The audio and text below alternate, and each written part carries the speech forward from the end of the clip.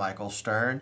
I'll be with you, myself and Todd Stern will be with you throughout the season, bringing you more information about credit repair and everything that you need to know about your credit as well, in case what your plans are. If you're looking to do any purchasing this year, whether it's property, transportation, whether you're looking to refinance, and you have issues and you don't know how your credit is looking, you can give us a call and we'll explain you and we'll sort of walk you through what you need to do as far as getting your credit to where it has to be, the steps that you have to take to get your credit to where it needs to be. And we'll be doing that throughout the season. Again, very nice to be back here. So let's start off with the basics. A little refresher course is our first show of the season, and first and foremost, buying a home. There's certain steps to buying a home that some people don't, it seems simple enough, but people don't have or keep in order. A lot of people will go to a realtor first, and they'll go to the realtor and they'll start looking at homes and what can I do before they even check their credit. And I've seen that several times. So first things first, you want to go to your lender and you want to have them check your scores and see where you are and what you qualify for. And then if the lender says that you are where you need to be, you do qualify for a loan, then after that's all set, then you make the steps to look for a realtor and start shopping for a home. But if the lender tells you that you are not in the position right now, credit score wise or credit worthy, to purchase a home, then it's time for you to work on repairing your credit. And a lot of people don't know that there's a lot of steps out there to fixing your credit. All sorts of companies. Well, number one thing though to make sure is that when you're looking for a company that is going to do your work on your credit, you always want to make sure that they don't use the word promise or guarantee or tell you that they'll do it in a certain time. Because if they do, then you really should walk away. Never make a promise or guarantee when it comes to that.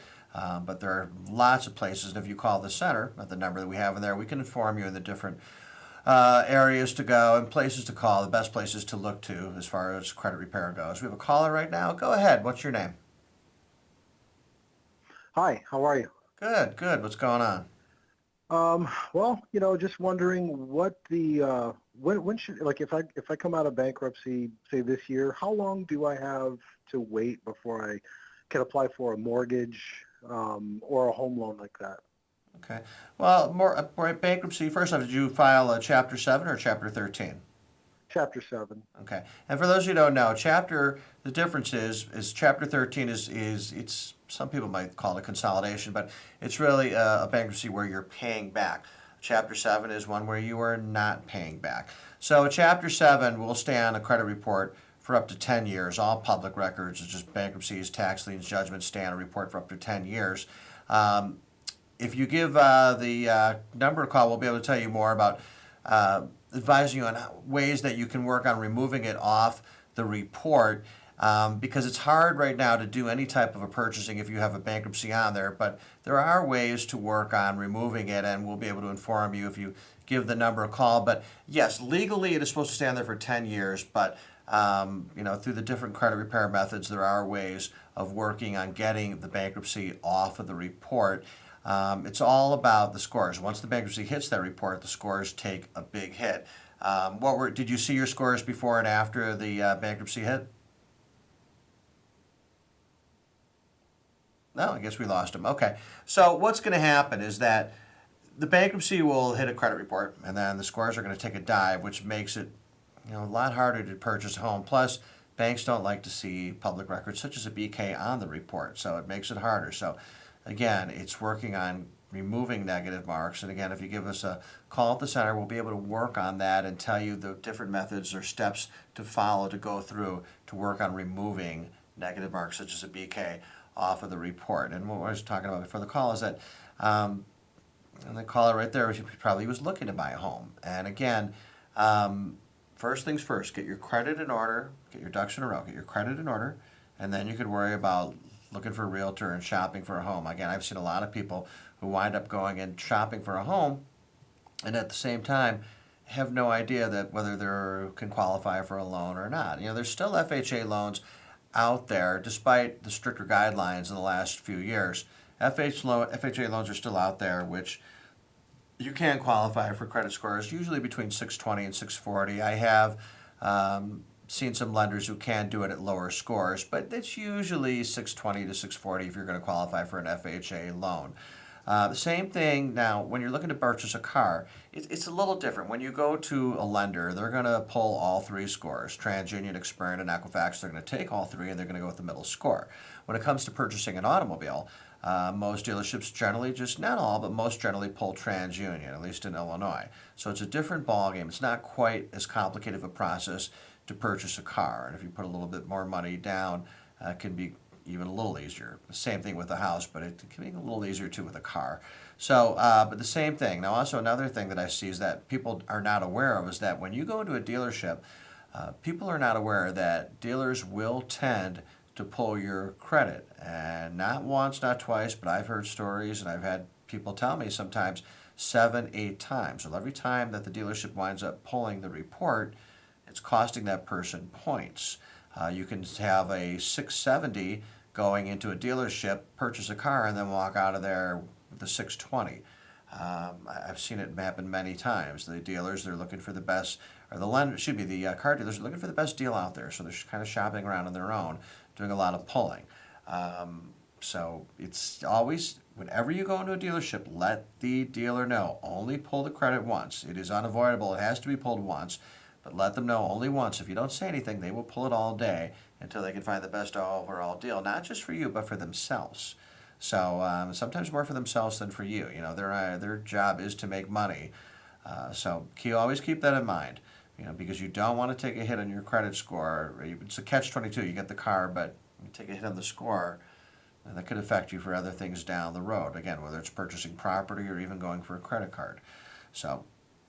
A lot of people are asking, how do you get credit reports online? What's the best way to do it? There's a lot of different ways these days to get it. In fact, banks more now than ever are providing credit reports for their customers as a free charge, as a free service, really, either on your phone, online, whatever. So which actually has worked out well because it's so much easier ways for people to see their reports now. And yeah, the banks are really, really stepping up as far as that goes. We have another caller. Go ahead. Hey, how are you? Good. What's going on? Good. This is Richard. So my friend Sal is trying to buy a house right now. But, I tell the guy, he keeps looking, working with realtors, which you're talking about.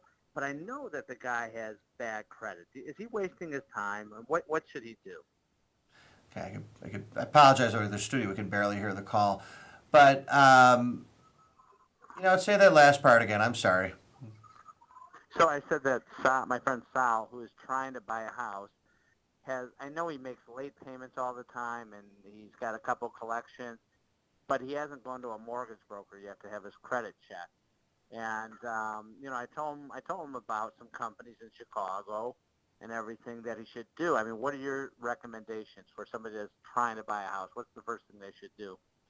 Well, the first thing you need to do, again, is to get if you find out you have a report and you apologize, really can't hear the chorus too well, but I can make out the gist of it. What you want to do is work on cleaning that report up. If you see the report and you see that you're being denied for that mortgage, you've got to work on getting that report clean. If you call that number on the center, we'll be able to tell you the steps you can take as far as working on getting your reports to where they have to be. And we'll tell you everything that you need to know and need to do. There's several things you can do. I mean, don't be discouraged because you have 5, 6, 7 negative marks and think that you're not going to be able to apply for a home until legally those marks fall off. Again, our job is to work on the center, just try to tell you the different ways that around that as far as getting to where you need to getting your credit to where it needs to get approved for a home, and most importantly, get approved for a home at a good rate. But again, there's a lot of different ways to get your reports. Now, again, banks are providing reports. There's several sources online that are available. Credit Karma, people tell me all the time, I ask all the time, where do you get your scores? They say Credit Karma. The best thing about Credit Karma is that it's free. Is the score very accurate from Credit Karma? No, it's not. It's either a little too high or it's a little too low. Now, the best thing about Credit Karma is that it does provide you free updates if new things pop up on your credit. So from that standpoint, it's very good. As far as credit scores go, I do advise actually going maybe to the actual credit bureaus themselves online, TransUnion, Experian, or Equifax, or the other companies. There's so many out there. And yes, you have to pay. It's not expensive. But if you want a really accurate score without losing points, such as going to a lender or going to a dealership, really an online service that charges anywhere from $6 to $20 is really the best way to go as far as getting an accurate score, but most importantly, without hurting your credit. So keep that in mind. A lot of people are also asking too about tax liens and judgments, and we were talking earlier about a bankruptcy. The deal with tax liens and judgments, they're public records as well. They stay on there for the 10 years. People are under the belief, not everyone, but some people are under the belief that if you pay the judgment off or you pay the lien, that those will automatically fall off the report. That's not the case. Again, if you pay a judgment, the following month the bureaus will report it is satisfied. It stays on there for the 10 years. Unless it goes through the process, there are different types of processes that we can explain to you at the center. If you give us a call on Wednesday or throughout the week, we'll be able to tell you the different ways to go as far as that goes. But the same thing with tax liens. If you pay them the following month, they will be reported as paid. They do not fall off. It's a public record. It's on there for 10 years. Thing about tax liens, though, tax liens are different from collections. Now, a collection company, they're either going to call you or they're not. Tax liens, you don't want to mess around with them. You don't want to mess around with the IRS. You want to try to work with them, whether it's settling at a lesser amount or just in one way or another working with them. It's something you do not want to blow off, because the last thing you want is a garnishment on your checks. It's a nightmare situation that I've had people tell me about, and there's nothing you can do about it too. Once they start doing it, it's a scary thing that they can just come and take your money. So you don't want to get in that situation. Again, when it comes to tax liens, never blow off the IRS. Always talk to them, because you can negotiate at a lower price. So always keep that in mind. In fact, student loans are even worse sometimes than tax liens, because at least with tax liens, the balance can be negotiable. Student loans, they cannot. I paid student loans for over 20 years myself. For an education, I could have gotten it $1.99 at the local library. But at the same time, you don't want to mess with that. Student loans are rough. It's something that people wind up paying for a long time. That's another thing too. When it comes to student loans, if you cannot pay your loan, that's right now you're paying a loan and you're having trouble paying it, the best thing you can do is defer those payments. I did that a few times myself in my younger years. The interest doesn't stop on the loan, but the payments do, and if you miss a payment again, it won't be reported. So again, you can always defer your payments if you're having trouble making them. But student loans, again, you always want to make sure that you stay on top of those, as with anything. But again, unlike other things, you can't defer those payments. People often have been asking lately about, well, how do I build my credit? I don't necessarily have bad credit, but I have no credit at all. And how do I build that? And really in the last 5-6 years, secured credit cards have been the best and easiest way to build trade lines. They're available pretty much every bank, with the exception of Chase, offers secured credit cards. It's not quite a debit card, but it does sort of work through your checking account. But the most important thing is that a secured card gets reported to the credit bureaus, a trade line. Trade lines help rebuild good credit. Good credit helps rebuilds your scores. So again, if you are 19, 20 years old, or even if you're older and you've had a lot of problems with your credit and you're looking to rebuild it, again, secured cards are the safest and easiest way to go. So I definitely recommend secured credit cards for lack of established credit. Easiest way to build it. Another thing too, when people are paying their bills, so many times people will go online and their bill is due on the 19th or the 20th of the month, and they'll go online and they'll make their payment on that day. And I hear the story so many times, the payment didn't go through, and next thing they know, they see a late pay on their credit report. Well, there's a very simple way to avoid that. Simply set all your billing up on automatic debit. There's no fee for it. It's very easy. whether it's a mortgage payment, whether it's a car payment, regardless, automatic debit is the easiest and safest way to go as far as making sure that your payments are made every month. And the best thing about it is that you don't have to remember. It's already done for you. So again, talk to whether it's your mortgage, student loans, credit cards, set everything up on automatic debit. And it's a live and learn process. Myself and you live and learn. You make the mistakes and then you find out, and then you go ahead and then you do what you need to do to get your credit to where it needs to be.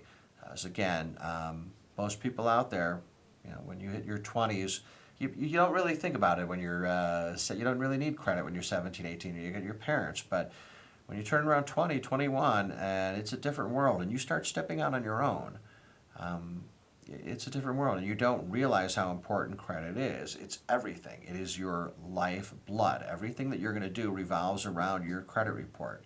So you want to make sure that you can, the best you can anyways, to keep it clean. So it's very important. And again, when you're looking to get a credit report again, you can always get one online. They're always available through many different sources. Freecreditreport.com, to advertise for them, but they're very good as well. But again, TransUnion, Experian, Equifax all offer them as well. None of them are very expensive, but they're accurate. And again, it doesn't hurt your score, unlike dealerships or lenders who will pull. And unfortunately, an inquiry will cost you points every time it's pulled. So you always want to try to avoid unnecessary inquiries. You don't want to have a lot of credit cards. It's not really a good thing to begin to have a lot of credit cards. But just try to keep the inquiries down. Try to keep the pulling down as little as you can. Sometimes it's unavoidable. People are asking, well, should I have 5, 6 credit cards? Credit cards, again, can be trouble. I say if you're going to have cards, maybe 2 or 3, but also you want to keep your balance around 30% when it comes to a credit card, because that'll keep the scores respectable as well, and it won't get things out of hand. So always keep it around 30%. Very easier said than done, but the best you can. And again, same thing with credit cards. Automatic debit, set them up automatically. So again, you never have to worry about missing a payment. And again, you've got the number up there if you want to give us a call, but we're at the center all week, so we can advise you on what to do as far, again, as getting your credit to where it needs to be, to help you, advise you on where your credit needs to be, to try to help you to get what you're looking for. And again, it's most usually people out there, property, refinancing, transportation, or any type of a loan for that matter. So again, everything comes down to your credit report. It is your life blood. Another thing that I wanted to talk about was going back to one more time is collections, is that when collection companies call you, sometimes they're going to say whatever they have to try to get the money out of you. Keep one thing in mind, that unlike student loans, you can negotiate collections. Not all collection companies are willing, but sometimes up to 30 or 40% of the collection companies are willing to settle. So always keep that in mind. When a collection is reported to a credit report, it's on there. So by trying to negotiate the settle for a lesser amount, you have nothing to lose. So again, always keep that in mind, that you can always settle. You can't negotiate student loans, but tax liens and collections, yes, it is something that you can negotiate. So always keep that in mind if you have a collection on there. And if you have a collection and you pay it, the following month the bureaus will report it as a paid collection. Well, again, that's not just going to come off just as you pay it. A lot of people think that if you have late pays, if you pay off that card, or if you pay off that collection, it's just going to come off of the credit report. That's not the case. Again, collections stay on there, paid or not, for 7 years.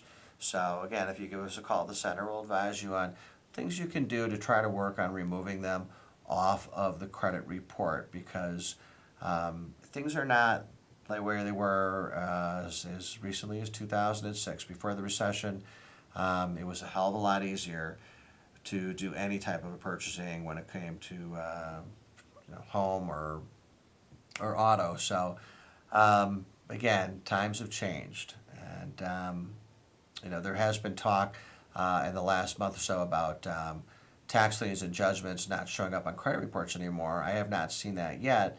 If that is the case, it could change everything as far as purchasing, but I haven't seen that happen yet. So, again, most importantly, you just want to do the best you can to keep your credit in order, and just do what you have to do to make sure that it is good, because, again, the scores are everything. So you can give us a call if you'd like. We're here for a couple more minutes, and we will be here every week for the next, I'm not sure, 10 or 12 weeks or so. So whatever you're looking to do, whatever you want to do, credit-wise, if you're having trouble with your credit, again, you can give us a call, and we'll try to advise you on what it takes to get your credit to where it needs to be, to make your life easier. Because another thing is that if you don't have credit, people are relying on someone else to be a co-signer. Well, when someone winds up, a friend or a relative winds up co-signing for that person, if you wind up missing a payment, then it's not only going to reflect badly on your credit, but it's going to reflect badly on the co-signer's credit as well. So it's going to mess up theirs. So a lot of people co-sign for, their intentions are good when they do it. They want to help out a friend or a family member.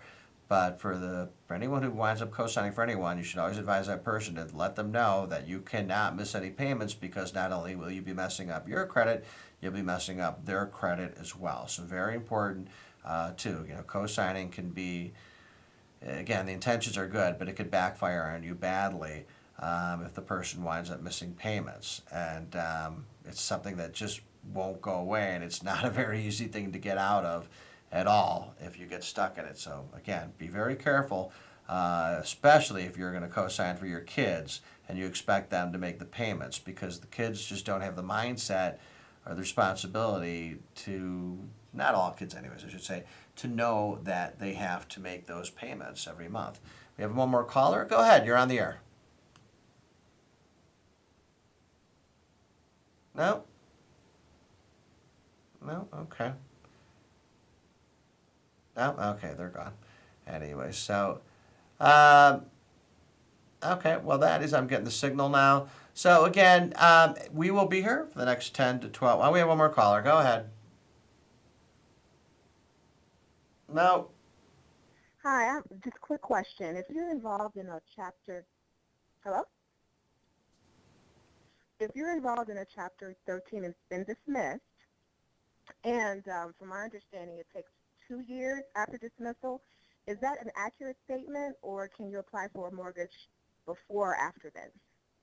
Well, I believe you were talking about a Chapter 13? Correct. Okay. Well, again, the thing about Chapter 13 is you want to make the payments. Okay, I'm sorry I can't hear you too well, but I could make the gist of it. But you want to make those payments every month. Now, it's a public record. It'll state. I actually had a federal tax. I'm sorry? Yeah, I had a federal tax lien, and I settled. I did an offer in compromise and settled. So now it shows as a paid tax lien. So my question is, after it's been dismissed, I dismissed my Chapter 13 in order to take the OIC. How long from dismissal can you apply for a mortgage? Well, again, I'm sorry. We can't hear you too well, but apologize for that, just the studio. But again, the tax lien will stay on there for 10 years. The Chapter 13 will stay on there for 10 years. You want to make your payments on time on the lien and or Chapter 13, what you were saying, and just stay current on what you're doing. But if you want to give the center a call, we could advise you more on ways that you might be able to work around that as far as getting where you need to be to get those loans sooner. And we'll be able to advise you that at the center if you give us a call.